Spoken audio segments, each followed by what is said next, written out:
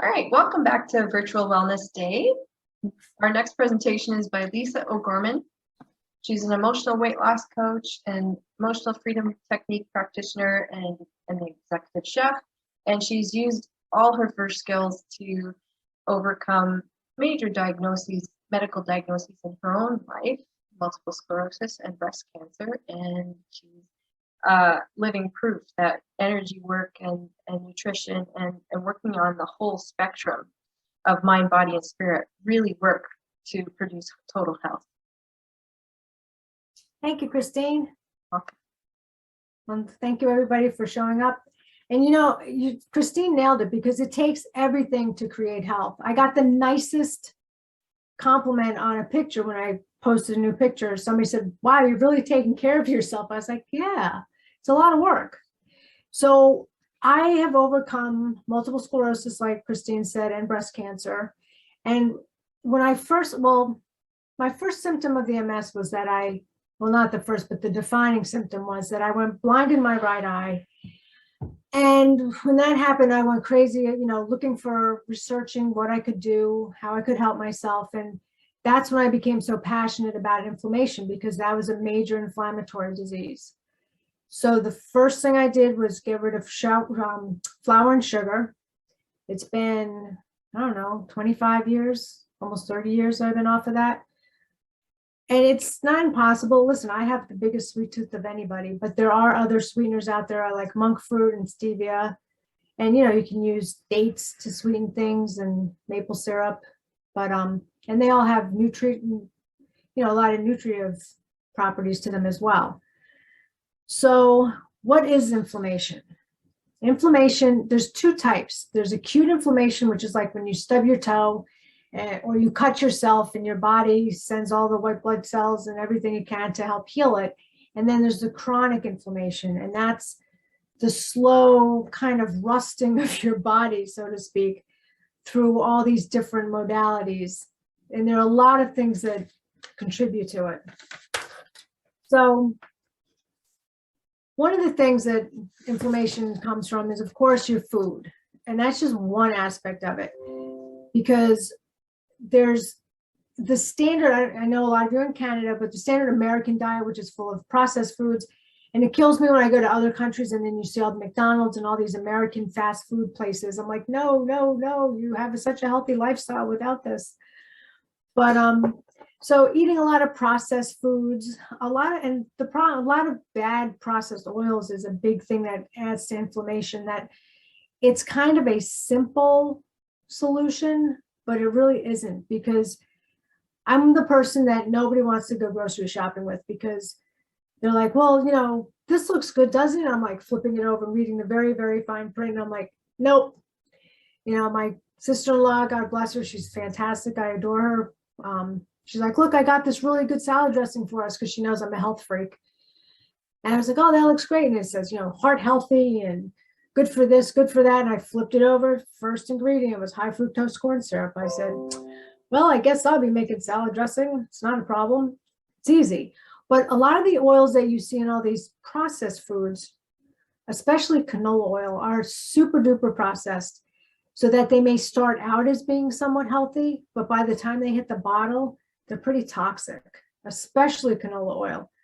First of all, that's one of my soapbox issues, because everybody says, oh, use canola oil. Don't. It's so processed. First of all, there's no canola plant that it's made out of. It's made out of rapeseed, the rapeseed plant. And canola actually stands for Canadian low acid oil. And what they have to do to this rapeseed to make it palatable is horrific. They have to use heavy duty detergents, high temperatures. So they put it through all these processes before it hits the bottle that basically makes it rancid. And what it does is it's super high in omega-6 acids. So it throws off the ratio of your omega-3s to omega-6 acids, which is a big problem, a big cause of all this inflammation, because all these processed foods are made with all these high omega-6 acids, which throw the whole thing off and spur on inflammation. So if you take anything away from this talk today, please stop using canola and vegetable oil if that's what you're using. You really need to use olive oil. Avocado oil is wonderful.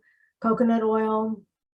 Those are pretty much the go-tos. Flaxseed, flax is fabulous because it's full of omega-3s, but the oil is very temperamental and you cannot use it to cook with at all. You can put it on your salads or in a salad dressing in a cold process, but don't use it for anything that you're cooking because it goes rancid quickly with heat. And you have to keep it refrigerated when you buy it after you open it. So what else contributes to inflammation? So you've got the foods that you choose, which you have some control over. It's not easy, and especially I know the sugars are tough and the gluten is tough, but if you want to do some tapping with me or Nancy about the cravings and getting beyond these foods, we're happy to do it with you because it's very, very effective for that. Another source is if you have leaky gut, which comes from eating a lot of these processed foods. The particles get through your system and then your body feels like it's being attacked by all these rogue particles. So then it starts sending in the troops, which causes the inflammation. And then there are toxins. We get toxins from a lot of places. It's not just the food. There's air toxins, water pollution. I highly recommend that you get your water tested at home and use a really good water filter. Also, alcohol can be a toxin if used too much. That there's debates on the good versus the bad, but moderation in everything. Cigarette smoke is toxic. There's a lot of chemicals in our cleaning products and your detergents, your shampoos. A lot of makeup and moisturizers are full of toxins. Propylene glycol, which you see in just about everything because it's a humectant. I'm not saying that right, but it's a moisturizer basically, but it's also jet fuel de-icer. So I don't want that in my system. I don't know about you, but you really have to read every label on everything. There's a great online company. I'm not pitching anybody. I'm not associated with anybody, but I get all my laundry detergents, my cleaning supplies from this place. It's called Truly Free, and they have a bunch of stuff online. Great products, all very natural, 100% plant-based. And then watch out for your moisturizers and your makeups. I know that Arbonne is a great product. I use that, and there's like 2,000 ingredients that they will not use because they're basically toxic. So there's Arbonne and Beauty Counter make really good skincare products and makeup that's all clean, very, very clean. So be careful about what you're cleaning with, what you're putting on your skin and your hair. Watch your heavy metal exposure. Ditch the plastic. Be careful of aluminum, and stainless steel is okay, but be careful of those non-stick pans because all that Teflon stuff, highly toxic. So I've thrown out a bunch of stuff that I'd gotten years and years and years ago. Some stuff that I really liked, but it's just too toxic. And between all my health issues that I've overcome and not wanting to bring on anything else, I got rid of them. It's worth it. So, and also plastic, especially plastic water bottles.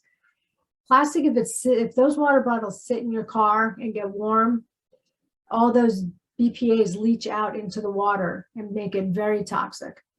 So, and then there's also hormone replicating things in the plastic that's toxic that you don't want any part of. So be very careful with plastics. It's all over the place and it's really tough to stay away from. Store your stuff in glass. I have a glass jar fetish or something because anything that comes in glass, I'm like washing, taking the labels off and saving them because I use them to store other things. I'll buy stuff that comes in plastic and I'll put them in the glass jars and just label them. It's a beautiful thing.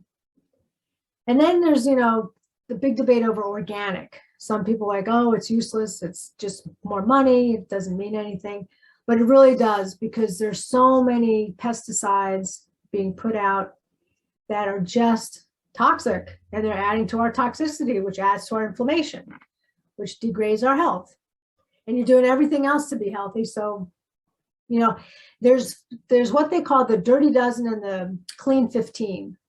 And you can look them up online. I know that like peaches and tomatoes and peppers are all, you need to buy organic. It's recommended if you can. Berries are another thing because they're heavily sprayed. Grapes are super heavily sprayed. Coffee, I don't think it's on their list, but I know that coffee is heavily sprayed too. So try and get organic with that if you're drinking coffee. So, you can pick and choose what you need. Like avocados don't need to be organic. They're also a fantastic food to be taking in. And they have the healthy fats. So you want to watch what you're drinking. You want to watch what you're putting on your skin, what you're cleaning with. You want to watch your beauty products. You don't want to drink. You don't want to smoke.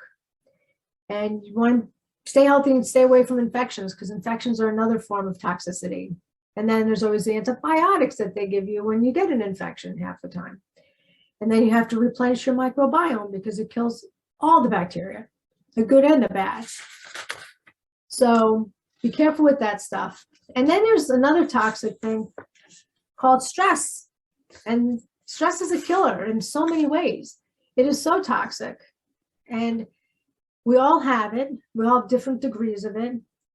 But this is something where you really need to kind of choose your battles and decide nothing's worth being that stressful over.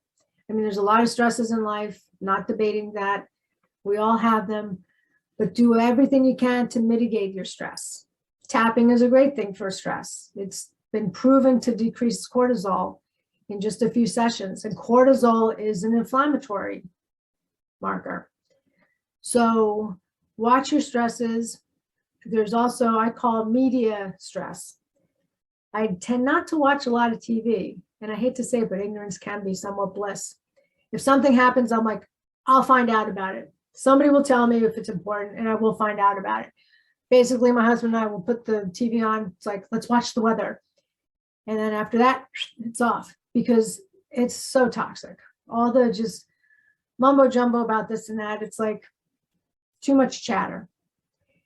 And with media, I also added negative thinking, because I know for myself, I have voices in my head, or I had the voices in my head that I couldn't stop. And a lot of it was around food and weight, also tapping. I mean, tapping helps. I got rid of that. And I used to say to myself, if I had a friend that was talking me the way these voices are, they wouldn't be my friends. So why am I doing this? But it was through the tapping for weight loss that I was able to finally silence those voices and become a friend with myself. And something that I learned early on with, actually, when I got the MS, and as you notice, I say the MS, not my MS, is self-talk. And self-talk is huge because it can reprogram your subconscious, or it can program your subconscious. And your subconscious is very busy while you're not thinking. So you really want to be careful about how you talk to yourself. I try never to use the word should, because it's kind of like the other S word. So I would tell people, don't should all over yourself. You get it. But, and through my journeys with these various diseases, I've never called it my MS. It was never my cancer. When I was first diagnosed, I had a nurse practitioner who was just giving me all my results from the biopsies. And she's like, and your cancer, and your cancer. And oh, stop right there, honey. I said, this is not my cancer. I'm not giving it permission to set up house here. She's like, okay. I said, it's the cancer. It's not mine. So that's just a recommendation. Same with the MS. It was never my MS. I didn't want it. Just happened to come to me, taught me a lot. But it's just there. The other thing is that when you get, everybody has something, and I'm sorry for that. But when you do get something, doctors are wonderful, but they have to tell you what they have to tell you. And don't let their prognosis become your life. They give you a lot of facts. They give you a lot of figures. That's what they're trained to do. But we are individual people, and don't, listen to it with a light ear, and then take control of what you can control within your life and to create more health, and go for it. When I was diagnosed with MS, I was in the middle of training for the adult national figure skating competition, and one of them here in the States. And I had to withdraw one year. I said, okay, not this year, but next year. And I happened to be with a world-renowned optic neurologist who took one look at my MRI and said, oh, he goes, you better start making your plans and don't apply for life insurance. I was like, really? Okay, well, my plans are there's this competition coming up and I've been training really hard and I really want to do it. And I may not do it this year, but come hell or high water, I'm doing it next year. And I did. And I did quite well. I had my best performance ever. So I want you all to keep the faith.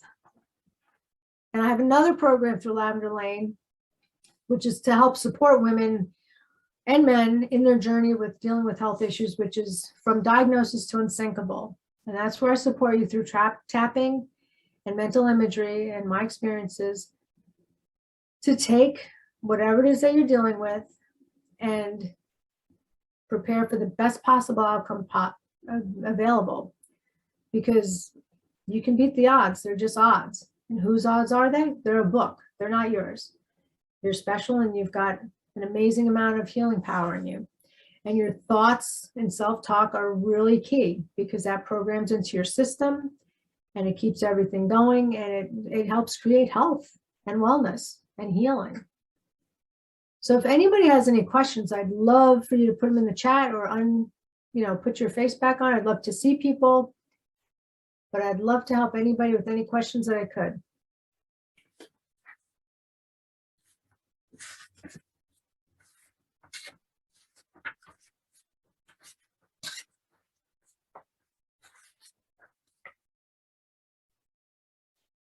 Hey, Lisa, I love what you were talking about prognosis. Attitude is everything. It so is. And I just find that the medical system, like I know they have to cover themselves from a liability perspective, but I just find that there's more of a focus on the negative. Like this, they tell you the worst things that can happen. And I understand that they have to, but they don't tend to balance it out with, hey, this is how you know what? Around. Thank you, Christine, because when I was going through my whole cancer journey, I was swimming upstream the entire time. It was exhausting. And then it finally dawned on me, because I really believe, and it's not to be Pollyanna, but that everything that happens to us, there's a good reason in everything. It's been my life's mantra since I was a little girl. That's a story for another day. And so it finally came to me that this is happening to me so I can help teach these people. And I did, because there were so many, yes, who wants to do chemo and radiation? And I was hell-bent not to, but then there was a God wink of this test that got done that shouldn't have gone done, that showed that what I had was a lot more aggressive than they originally thought. So I was like, okay, I'll put my ego aside and do something else. And so I was constantly bringing in like peer-reviewed medical articles and things about fasting during chemo, or fasting mimicking. It's not that you're not eating anything, but if you do it the day before, the day of, and the day after your treatment, you don't get nauseous. And I got to tell you, I was never nauseous, which was amazing because I'm afraid to be nauseous. So I was like, I'll do anything. So I can understand. And I kept giving them these pamphlets, and they were like, oh, or I'd tell them about it, and I'd be like, and I have the research right here. And they're like, can I see that? And they would take it. One of my surgeons, because I didn't want to do a lumpectomy because I was afraid of the chance of malignancy and the spreading and stuff. And then there was this, very scientific journal about Ketterlac. It's just an anti-inflammatory, and they found that it's not that loose cancer cells, because we all have cancer cells. But it's not that the cancer cells get loose during the surgery and they go set up shop somewhere else, and then you get a malignancy, or what's the word where it spreads? But metastases, thank you. It's because your immune system goes into hyper overdrive, and so that it starts igniting these random cancer cells by itself. And so it's like a simple, cheap anti-inflammatory. You take this with during the surgery or after the surgery. And a lot of surgeons don't like it because it can promote healing, but I'll get back to that. So, and I gave it to my one oncologist. She said, oh yeah, that's going to be common. That's going to be common practice. And I'm like, what are you waiting for? So I had to go for another surgery with the cancer, and I told the surgeon, I said, I want to get this Ketterlac. He's like, well, I'm not a big fan of that because, it can promote healing. And so the day of the surgery, I walked in and I said, here. I said, I want Ketterlac. He read it because it was a short page. He goes to me, why didn't I know about this? I'm like, yeah, why didn't you know about it? So I got it. And he said, oh, thank you. Because I'm using that with all my women because he was a breast cancer surgeon. I'm like, fantastic. You taught him something. I'm convinced that this was my journey. This was the reason why I went through this. And the other half of it is to help other women going through other health issues. Lisa, you have a question. Good. I'm sorry. Is there a ton of research on from Debbie? There's a ton of resources on anti-inflammatory foods, recipes, and diets out there. Do you have any recommendations specifically related to hip osteoarthritis? I have a favorite. I just lost her. I have you know what? Thank you. That's a fantastic question, Debbie, because that was another thing I wanted to touch on is that there's so much information out there. And when I think just about everybody, I'm not the only one who, you hear you have something or you might have something. And the first thing we all do is Google it and go online and find out all about it. Bad idea. But if you're going to, because we're going to do it anyway, at least I am, is be very careful of the sites that you go to. Stay away from anything that says .com and look for something that says .org or .edu. Harvard Health Publications has a ton of information. They have then they're cheap. They're like $18 or something. Or you can get them down. You can either get them mailed to you, you can get them online. But and just look up Harvard Health Publications, and they have just about everything. They have a great resource on anti-inflammatory foods. They probably have something on osteoarthritis, and there's a ton of great information. So and thank you for bringing that up because that's huge because everybody's going to these .coms that are, Peter, Paul, and Mary giving you their opinion and their. Are there any specific nutrients that help with arthritis? Anything that you can, yes. Omega-3s are wonderful. There's hyaluronic acid is wonderful, and MSM are great ones. I just started taking that because I have a cranky back. I never say I have a bad back because it's a great back, but I have a lot of back issues, and basically the doctors can't believe I have as much movement that I do, but I'm like, hey, show you. So yeah. And I don't know if I'm saying hyaluronic acid is wonderful and the MSM is really helpful. And keeping the inflammation down. I know somebody who had, she had osteoarthritis, and she says that when she goes on these anti-inflammatory, when her diet, I hate that word too, when her food plan is very anti-inflammatory, she does really well. And when she starts having the flours and the sugars and, the omega-6 oils and stuff, it gets activated. So try to stick with and get as much omega-3s as you can because those are very reducing in inflammation. So thank you. Omega-3s are from fish, right? Fish, flaxseed has it. I eat a ton of flaxseed every day. My naturopath told me I had to eat like 4 tablespoons a day. But it's good. You can do a lot with that stuff.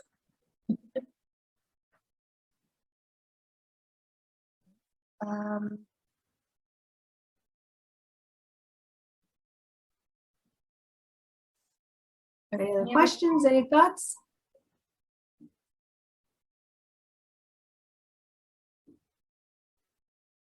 If you do have questions for Lisa, you can contact us through the website and we'll connect you.